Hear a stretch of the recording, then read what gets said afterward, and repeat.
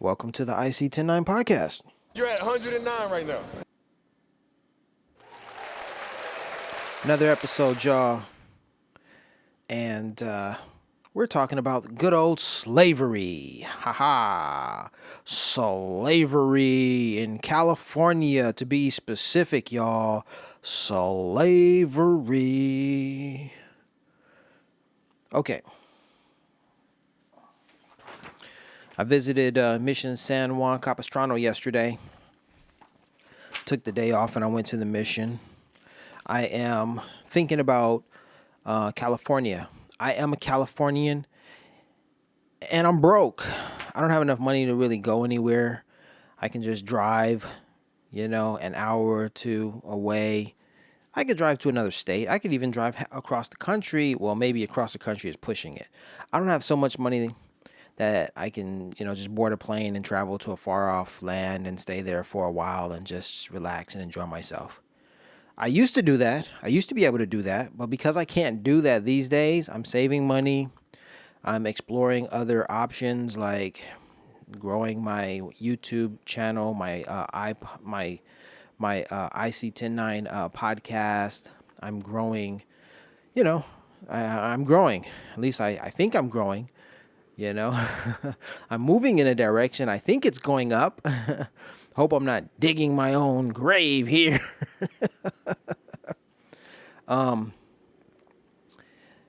But I am certainly curious about some things, and I'm just, following my curiosity basically.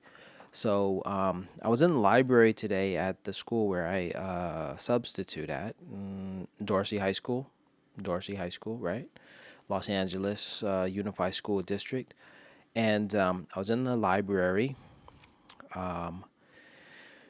and I was learning library science, or at least getting a glimpse into library science. Part of part of the tasks, my duties today were doing inventory, and I had to scan some books as well as stamp some books. And so I did that. I accomplished that. Gave me a whole new insight into library science and seeing, oh, this is how it's done and this is what needs to be done. Oh, okay. I have a little bit of a better appreciation for, all of those marks in the books that librarians, put on those books, remember the Dewey Decimal System and all that good stuff from back in the day? There's still a little card, one that is inserted in a sleeve toward the front, and you remove that card, stamp the date, sign out or something like that, and then you return, or maybe that card gets returned into the book when the book is returned, and then the days that it was out, if it's overdue, then that'll be calculated. All of that stuff makes sense now. It's like, oh, okay. Although personally, I gotta tell you, I don't like that. It's like, oh man, we can't work on the honor system, That's where our society is. That's why library science is a thing, because you can't just lend a book to someone and expect them to return it in a timely manner. You have to force them. You have to have negative reinforcement. You have to have a punishment. They have to incur a fine, a fee, if they return it overdue. You dig? And so I'm looking at the whole situation just like bugging, like, oh man, I have to put these stamps on these books. I have to do all this inventory so the library knows where the books are, how many books there are, and if someone doesn't return it because they were irresponsible, then we have to charge them and make some money on. It felt all sorts of corporate and capitalistic. I was like, man, this kind of sucks. But anyway, it has to be done because people are irresponsible and trifling. So yeah, you need a system like that, because people will not follow your rules. They'll follow their own. Oh yeah, I got that book. I'm getting a call. which I will not answer, but let me check it. Let me see. Hang on. Sorry.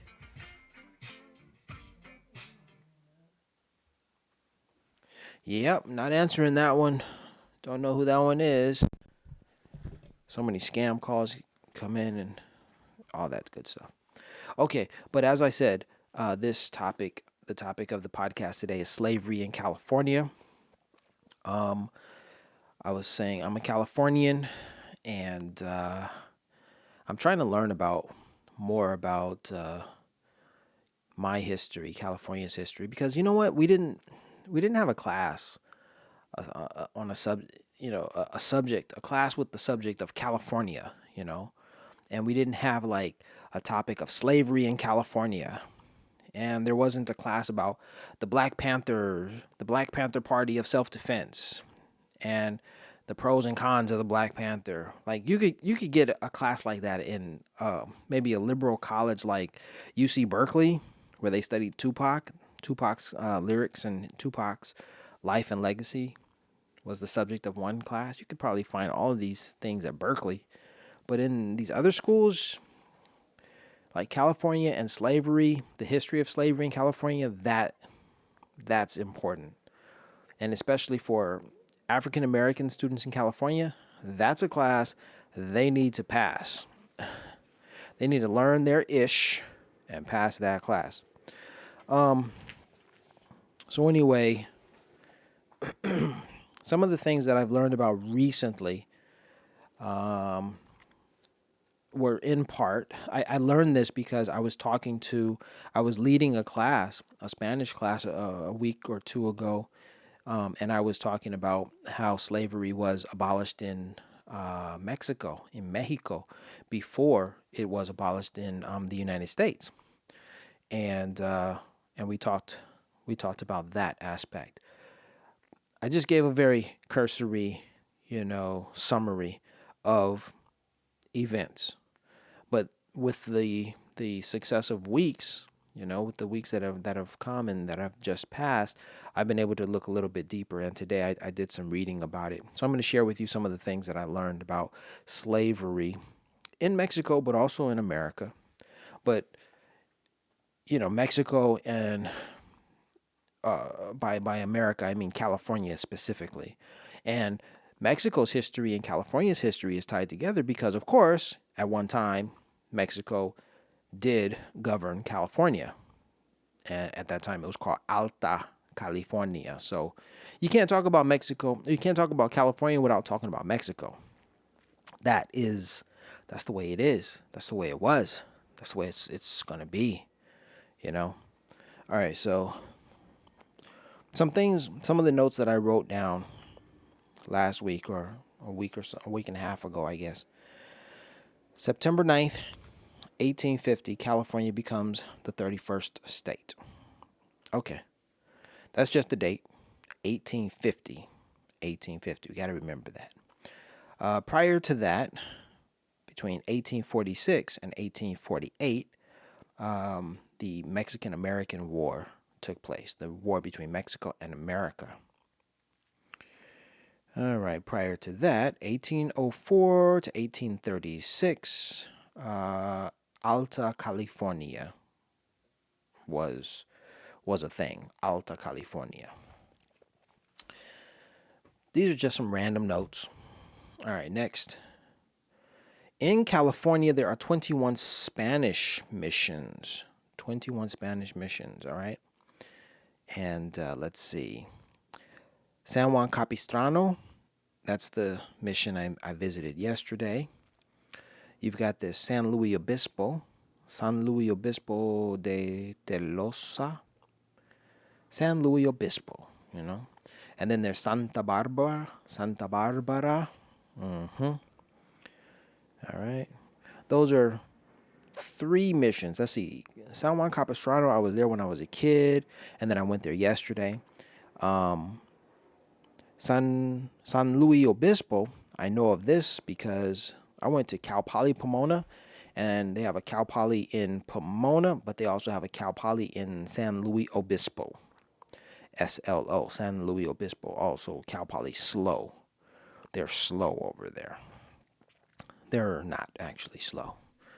Just a joke, right? And then there's Santa Barbara. I've been to Santa Barbara a few times, with my family. A couple of trips to Santa Barbara that I can recall. And going up to Santa Barbara was always ooh, you guys are cool. That's nice. Oh, wow. You guys are going to have a great time. It's that kind of vibe. Oh, Santa Barbara. Oh, I wish I could go. I heard some good things about that place. Oh, that type of, come on now. Just to give you a little bit of an idea, I remember I was going to drive up to Santa Barbara on my own, and I figured I'm a traveler, international dude, and I'll just get an Airbnb and stay in Santa Barbara. I'll get a nice, quaint Airbnb. Do you know I got the Airbnb and then soon after they canceled on me? And I was like, hey, what was that all about? Dun dun dun. Then I realized, oh, California is a racist state. I think that was the reason. They were like, oh, great. We're going to get a nice person to come. Oh, he's black. No, thank you. We don't want you. No blacks. I think that's what it was. I've had I've had a couple of situations. One, I was in Korea and I wanted to stay in one of the nicest areas in Korea. The Gangnam district. The Gangnam district was made popular by that artist Psy. Oppan Gangnam Style. Oppan Gangnam Style. Yeah. I wanted to stay in there because Gangnam is a really nice area. And yeah, I wanted to stay in there. I wanted to stay there. Oppan Gangnam Style. Here's the song.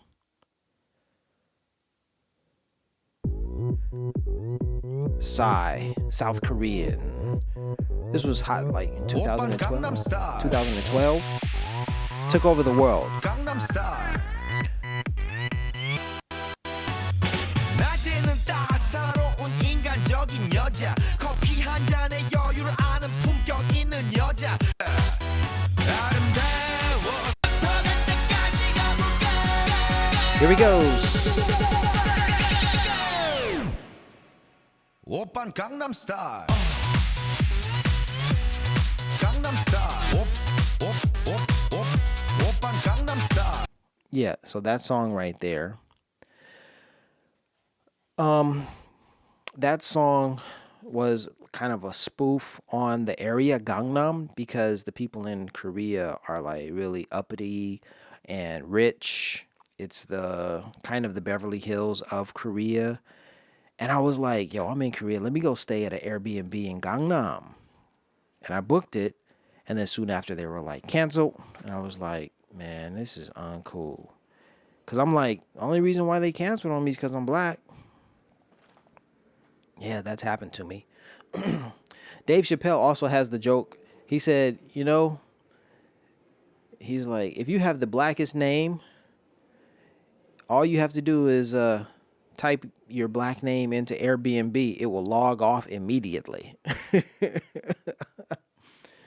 He said, if your name is Draymond Green, type that name into Airbnb and it will log off.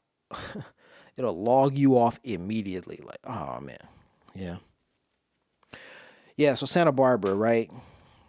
Whatever. Santa Barbara, San Luis Obispo, and San Juan Capistrano. But I know those areas, I'm familiar with them. Passed through San Juan, San Luis Obispo. Visited Santa Barbara. I've been to San Juan Capistrano now at least 2 times. Okay, now slavery. What were the products of slavery in California? Tobacco, sugar, rice, indigo, wheat, corn, and cotton. Tobacco, sugar, rice, indigo, wheat, corn, and cotton. Now that sounds like slavery all over America, especially the tobacco. Yeah. One thing about the indigo in California is that the Indians, the Native Americans in California, didn't care or did not value indigo because it was so plentiful. However, it was rare in southern states. So the southern Indians, Native Americans, were interested. So that's why indigo was something to be collected. All right.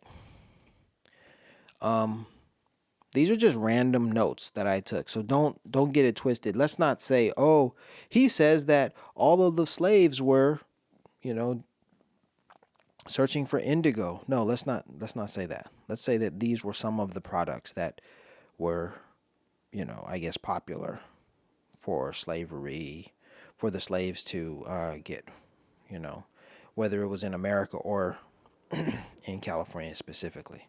I'm not sure because I didn't write a note above that. But these are some of the products that were, you know, that people had to work hard to get.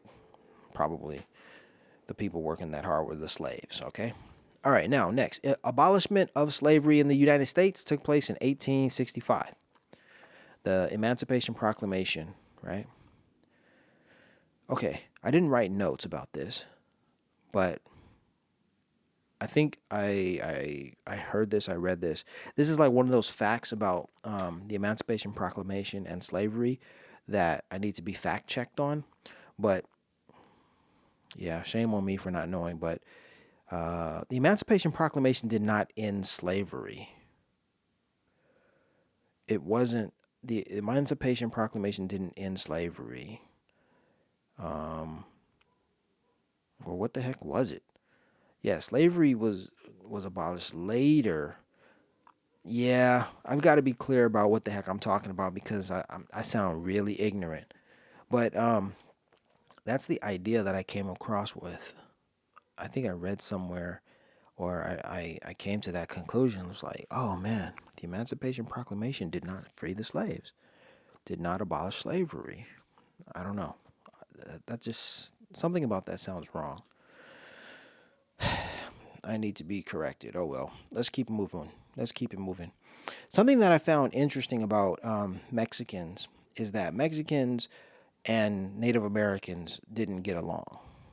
There were squabbles, there were skirmishes, there were trade wars. So the Mexicans and the Native Americans didn't get along. I thought they were just like, what, mano y mano, amigo, I thought they were amigos. No.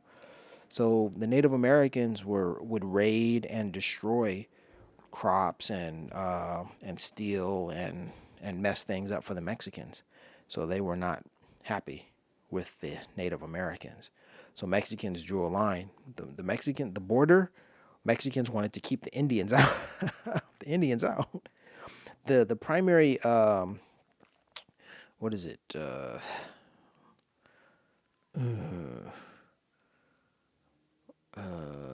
Antagonists, instigators.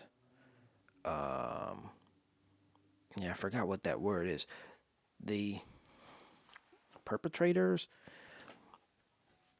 The main Native American tribes that went against the Mexicans were the Comanche, the Navajo, Apache, Ute, spelled Ute, and the Kiowa. And what they were trying to do is they were trying to eliminate trade competition. They were trying to eliminate trade competition. And what they were trading was horses. They were trading horses and bison. That was big for trade. All right. All right. Those are some random notes that I wrote down yesterday about slavery in Mexico and in California, in America, just in general. Now, today's lesson, today, what I learned, I read California's Black Pioneers, a book entitled California's Black Pioneers, written by Kenneth G. Good. Um, I couldn't believe it, but I got through quite a bit. It's like 3 or 4 different chapters of the book I was able to read. Um, in chapter 5 is entitled Free Blacks in California. And here are my notes from this chapter. First, there's a term, English speaking free blacks, right? English speaking free blacks. So basically, There were English-speaking free blacks in California, and there were English-speaking blacks, free blacks who came to California, okay?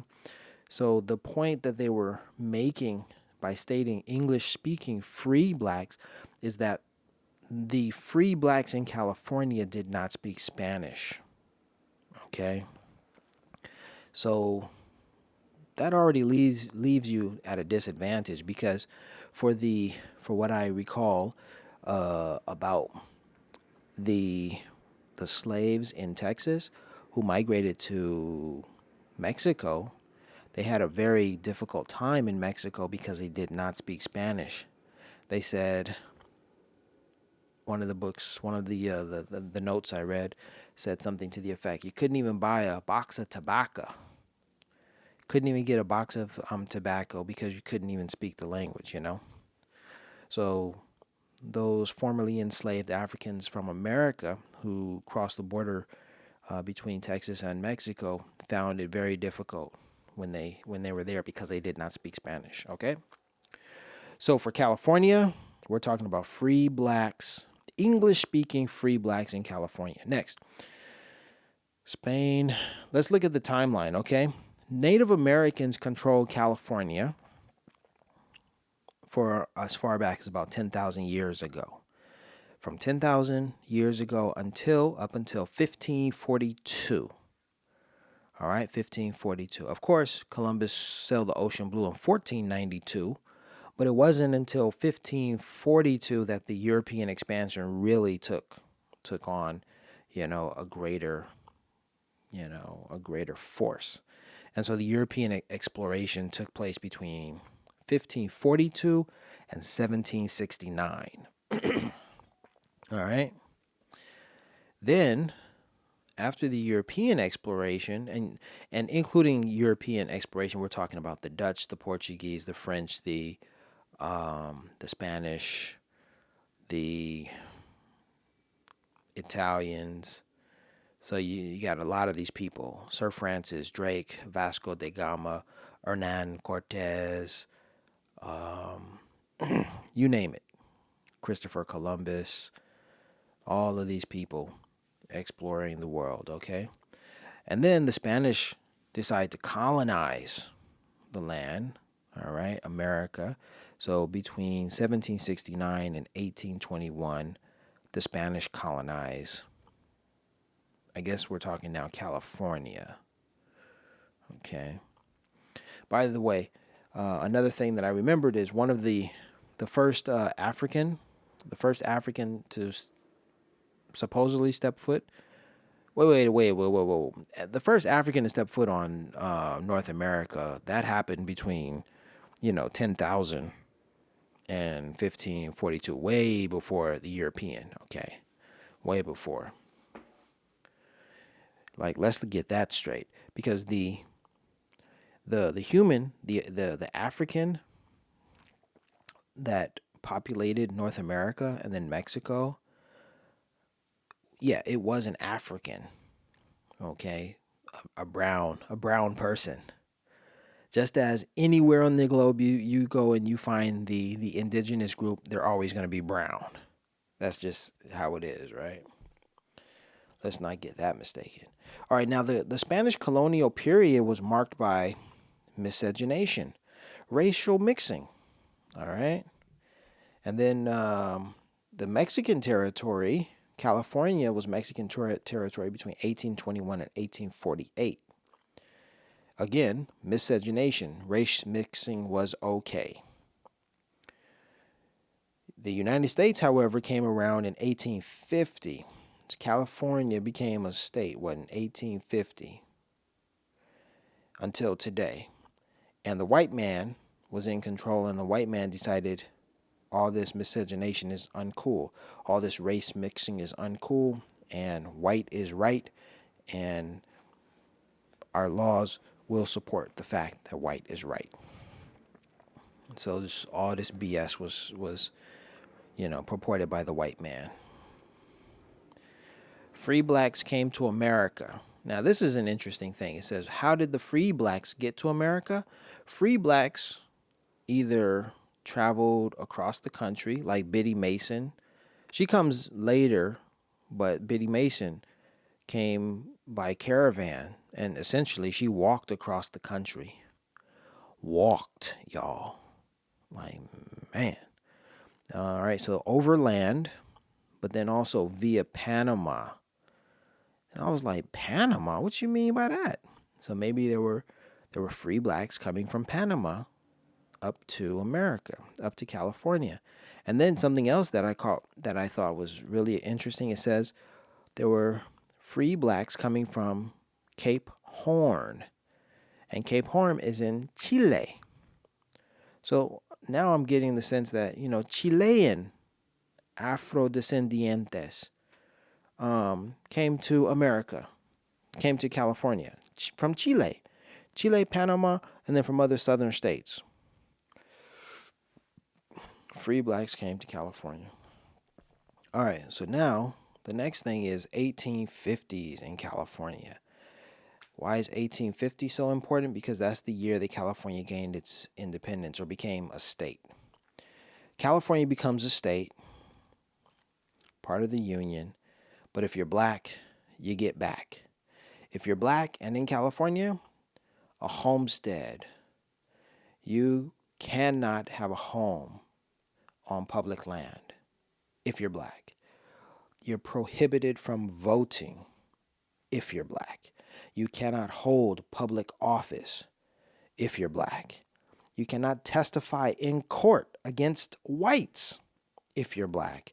And you cannot serve on a jury if you're black during the 1850s.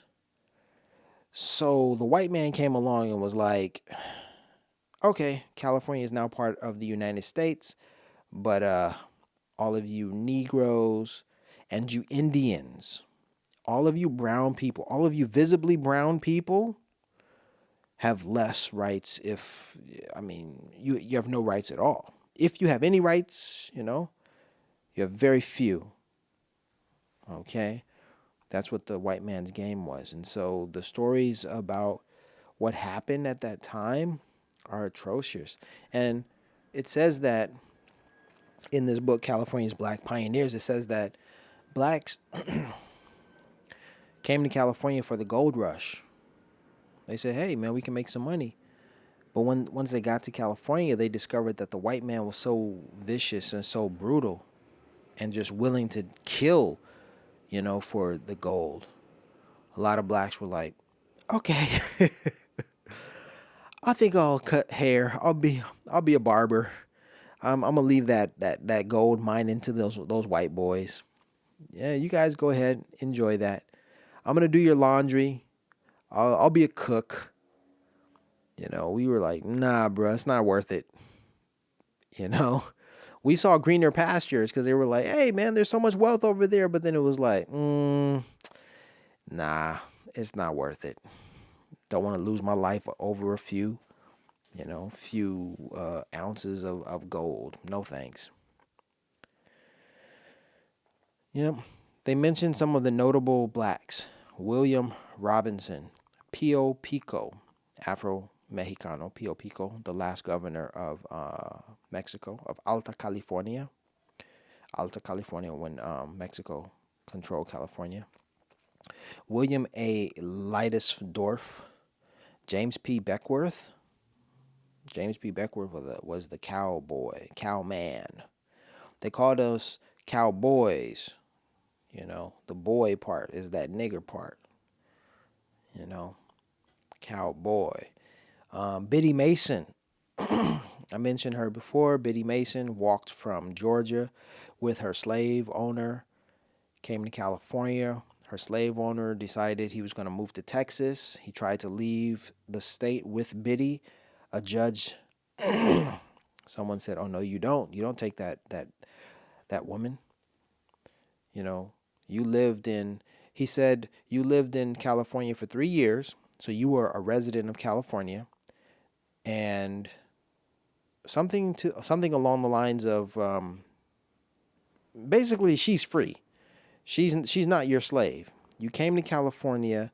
California is supposed to be a free state. I don't know. I haven't explained that, and so I don't fully understand what was going on at that time. Also, the time that we're talking about, slavery being or Biddy Mason being free is obviously a long time past 1850 when California becomes a state. Probably like 30 years or something. But yeah, some judge was like, "Hey, you brought Biddy here. Biddy's free. You take yourself to Texas, but she stays." And Biddy won her freedom, and then she made some investments. She worked hard. She was smart, enterprising. She made some money, bought some real estate, and she lived a good life. She got it. She got it on and popping. Um, Mary Ellen Mammy Pleasant. Mary Ellen Mammy Pleasant was a righteous panther, a black panther, way before the Panthers even existed. This woman was like, "I'm gonna help my people, and I'm gonna make sure that they are treated well." I forgot her story, but she took care of her people. She took care of other blacks who needed help. She shared her wealth, and and that was her legacy. She was a rider. I won't deny it. I'm a straight rider. You don't want to mess with me. Mammy Ellen, Mary Ellen Mammy Pleasant. And then William T. Shorey, Allen Allensworth, a town. Yeah, he fought in the war on the Union side, and then he created Allensworth, a self-sufficient black town, you know, in like in the Central Valley. He was a rider too. Mifflin W. Gibbs, Nellie Conley, aka Madame Sultaywan, Dr. Claudius Ballard, and then Walter A. Butler. These are some of the notable blacks. Free blacks, y'all. Free blacks, okay? So I think what I learned about slavery in California is that so slavery existed in California, and geez, how do I substantiate that? What evidence do I have? What did I learn about slavery in particular in California? Slavery existed. Slavery created fugitive slave laws. And so if you were captured, you could be captured in California and like sent back if you were a fugitive. If it was determined that you were a fugitive, then you could be sent back to the South. Um, but there were free blacks in California, as evidenced by the names that I mentioned. Um, Slavery in California. Huh. I don't know. What the heck did I learn today? I read that book. Let me go back to my notes. Slavery in California. What the heck does it say? Slavery and the origins of the Republican Party. Principles we advocate for, yada yada yada. Nathaniel Smith and Mendocino. Ah man, I've got more to learn about it because I can't even tell you. I can't even give you a clear view of California. I can't even tell you slavery. California was a slavehold. It was a freehold state, right? There was no slavery in California, but there were fugitive slave laws in California.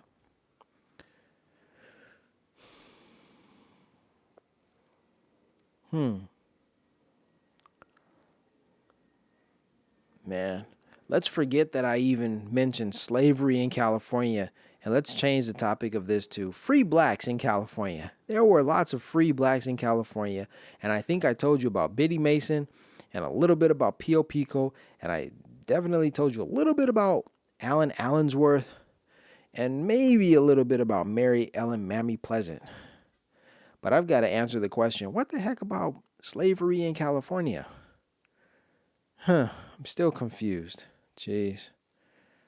All right. If anybody out there is listening to me, then What did you learn from this? What did you learn about slavery in California from this podcast? All right, I'm out.